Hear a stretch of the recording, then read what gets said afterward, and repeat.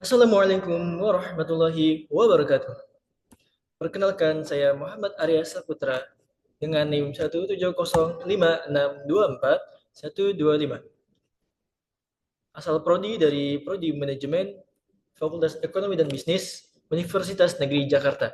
Pada kesempatan kali ini, saya ingin mempresentasikan hasil analisis dari ekspansi pasar internasional melalui UMKM Teh Kocok ke pasar Malaysia.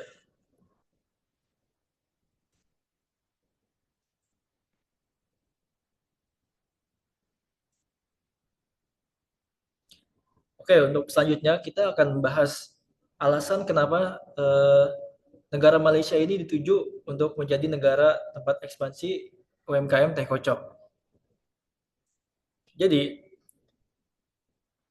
eh, dari kesiapan internal yang dimiliki oleh UMKM teh kocok, mereka sudah memiliki lebih dari 150 gerai yang tersebar di seluruh Indonesia. Walaupun di tahun 2010, teh kocok ini masih memiliki gerai yang cukup kecil, yaitu sekitar 2 kali 2 meter di lokasi plaza. Dan untuk saat ini, teh kocok ini mulai berekspansi ke negara Malaysia.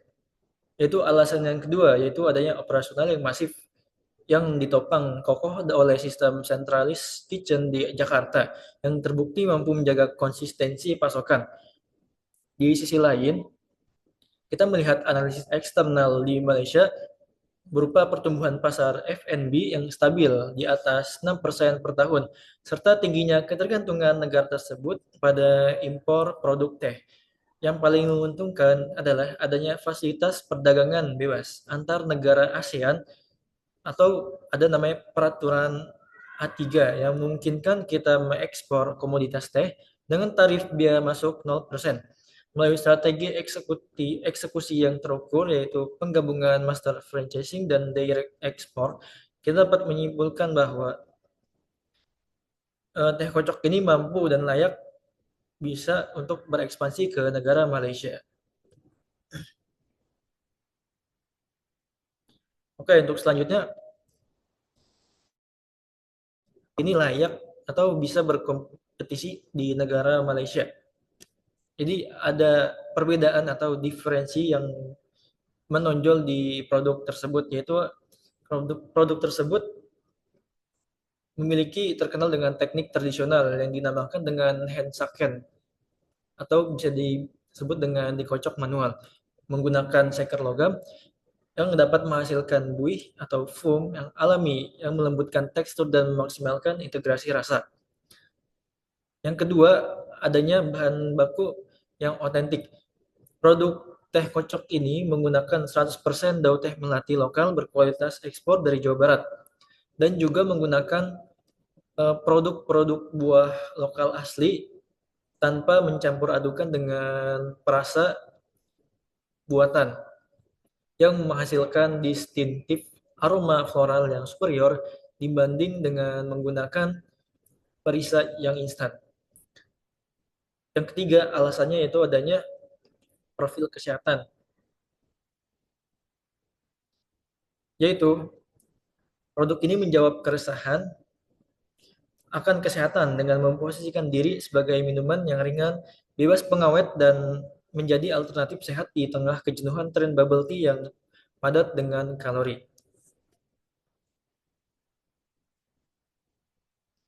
Yang selanjutnya ada analisis makro, yaitu menggunakan tiga analisis utama peluang berekspansi, yaitu dari sisi politik dan perdagangan yang sudah saya sebutkan tadi, kita memiliki atau ASEAN memiliki fasilitas yang bernama A3, yaitu manajemen hanya perlu memastikan kelengkapan sertifikat of origin atau Form D agar efisiensi biaya lokal tercapai melalui pembebasan tarif.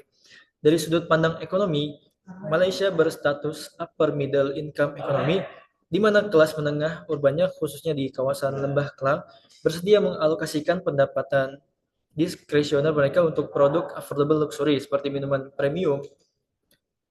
Dan yang ketiga ada dari sisi sosial dan teknologi, yaitu terjadinya pergeseran tren menuju gaya hidup sehat Selain itu, tingginya adopsi teknologi menuntut kita mengimplementasikan strategi online to offline atau zero to zero dengan mengintegrasikan sistem kasir secara langsung ke agregator seperti GrabFood atau Foodpanda guna melipat gandakan volume penjualan. Untuk selanjutnya, mengapa sih dan apa aja kompetitor yang ada di Malaysia? Itu kompetitor produk teh kocok ini ada yang bernama Tea Life yang sekarang sedang menjadi market leader di negara Malaysia. Terus yang kedua ada Cage, yaitu produk internasional dari asal China. Jadi kompetitor ini, T-Life ini memposisikan produk mereka di mid tier dan Cage ini memposisikan produk mereka di high end. Sedangkan teh kocok ini memiliki produk teh melati murni seduh segar dengan positioning mid tier yaitu value for money dengan memfokuskan diferensiasi dan 100% menggunakan teh lokal otentik, menggunakan strategi teknik lokal handsaken, dan bebas dari perisa buatan. Dari sisi regulasi,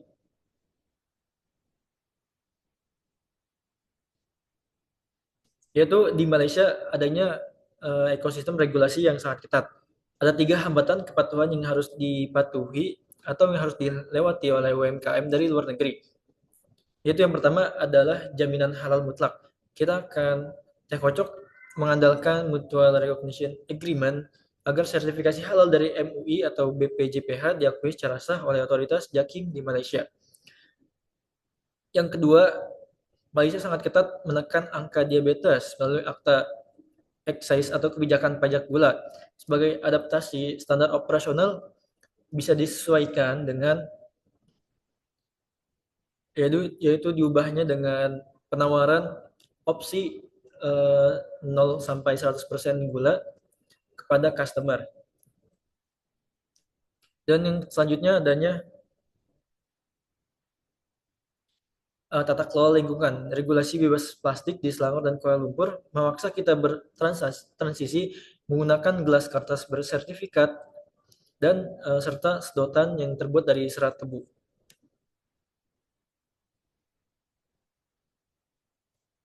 Selanjutnya ada STP dari teh kocok ini.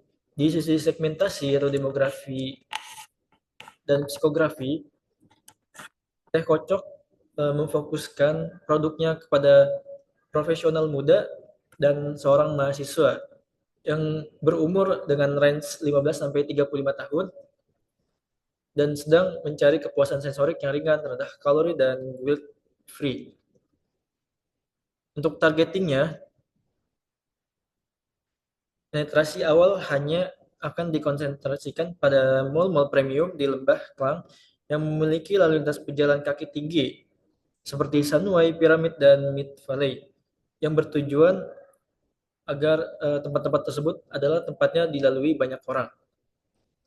Untuk positioningnya, teh pucuk ini dengan tegas bahwa produk mereka adalah teh kocok otentik Indonesia yang berkualitas, berada satu tingkat di atas pesaing bersirup instan.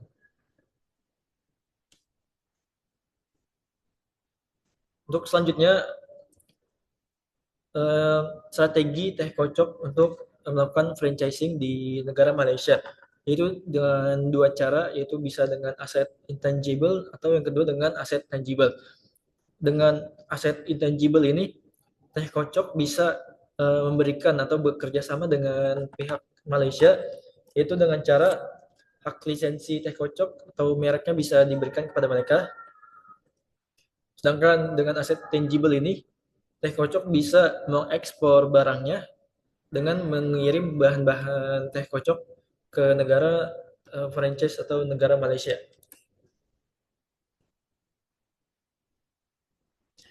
Untuk aspek distributor dan pricing akan dilakukan menggunakan kargo laut bervolume besar atau dari pelabuhan Tanjung Priok menuju Port Klang untuk menekan biaya. Mekanisme harga bisa dibagi dua, yaitu harga jual ke mitra atau waralaba atau B2B menggunakan skema cost value pricing yang mencakup bahan baku, biaya logistik dan margin perusahaan. Namun untuk harga eceran di gerai Malaysia atau B2C, mitra akan diinstruksikan menggunakan competitive parity pricing dengan harga dipatok di kisaran 6 hingga 9 ringgit Malaysia, tentunya dengan harga per gelas, dan menempatkan teh kocok setara dengan harga dengan kompetitor lokal.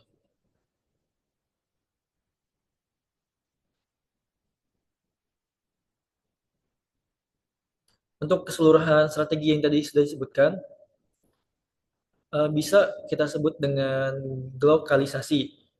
Ini menerapkan standarisasi mutlak pada produk inti. Resep racikan teh dan sirup tidak diubah sama sekali untuk menjaga autentisitas dari produk teh kocok.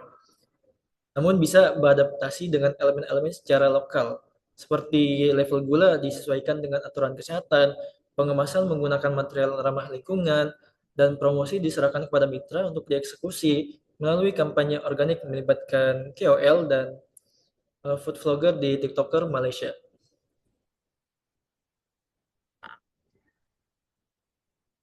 Untuk memitigasi risiko untuk melindungi aset dan operasional, teh kocok ada risiko tersendiri yang bisa mereka hadapi.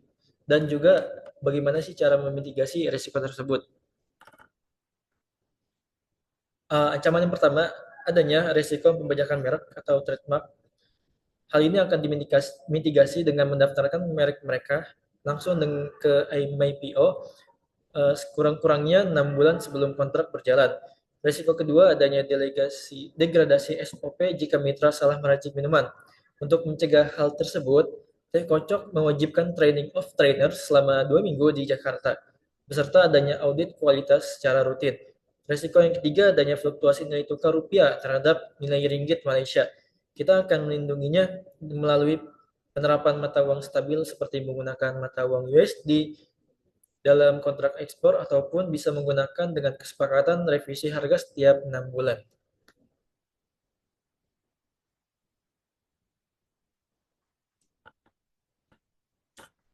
Untuk mengeksekusi strategi yang tadi sudah saya sebutkan, bisa menggunakan 4 fase berikut, yaitu fase pertama yaitu bulan ke-1 dan kedua, yaitu fokus ke legalitas, yaitu melindungi haki di IPO dan memproses pemeriksaan silang halal antara MUI dan Jakip. Di bulan ketiga dan keempat, Teh Kocok bisa langsung ke Kuala Lumpur untuk berpartisipasi ke dalam pameran franchise internasional Malaysia untuk melakukan business matching, mencari mitra, mitra strategis yang cocok dengan Teh Kocok. Masuki fase yang ketiga yaitu bulan kelima, yaitu Teh Kocok memfinalisasi akta franchise, mendaftarkannya dan mengunci klausul krusial bahwa mitra wajib membeli pasokan dari pusat. Di fase yang keempat atau bulan keenam, Teh Kocok melakukan uji coba pengiriman logistik menggunakan kargo laut untuk mengevaluasi seberapa lama waktu tempuh yang digunakan dan juga prosedur bea cukai. Untuk kesimpulan strategis dan rekomendasi lanjutannya, secara akademik dan strategis dinilai sangat layak. Perpaduan antara kecocokan tren teh murni, efisiensi regulasi A3, serta perlindungan operasional melalui master franchising menciptakan fondasi bisnis yang amat kokoh. Meskipun demikian, karena analisis ini berstandar pada data sekunder, penelitian primer lanjutan sangat direkomendasikan. Kita masih memerlukan kalkulasi kelayakan finansial yang konkret terkait biaya sewa properti aktual di mal-mal seperti di Lembah Klang ataupun di tempat lainnya, serta uji panel rasa untuk memastikan bahwa tingkat kepekatan teh dan rasa manis sudah 100% selaras dengan lidah orang-orang lokal di Malaysia. Mungkin cukup sekian presentasi dari saya. Kurang lebihnya mohon maaf. Wassalamualaikum warahmatullahi wabarakatuh.